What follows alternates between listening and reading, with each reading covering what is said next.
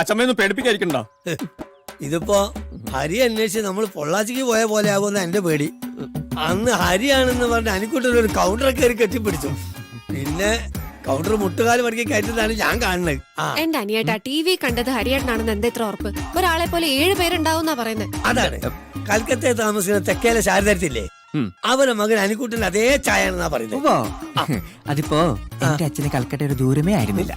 പഠിച്ചുകൊണ്ടിരുന്നപ്പോ ഹിന്ദിക്ക് 10 mark തികച്ചും മേടിക്കാത്ത ചെക്കനാ ഇവൻ.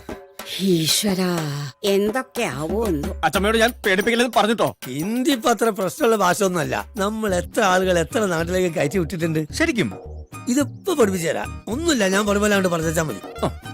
സാരേ ജഹാസെ അച്ഛ ഹിന്ദുസ്ഥാൻ ഹമാര. എങ്ങനെ? ഇത്തിരി ബുദ്ധിമുട്ടുള്ളതാണ്, എന്നാലും ഒന്ന് പറഞ്ഞു നോക്കിയേ. എന്റെ നാണുവേ, എന്നാ തനിക്കും കൂടി ഒന്ന് പോവായിരുന്നില്ലേ? എനിക്കറിയാം, അതല്ലേ ഞാൻ നേരത്തെ ഹിന്ദി പോലത്താതിരുന്നത്. ഞാൻ പോയാൽ ഇവിടുത്തെ കാര്യസ്ഥ പണി പിന്നെ ആര് നോക്കും?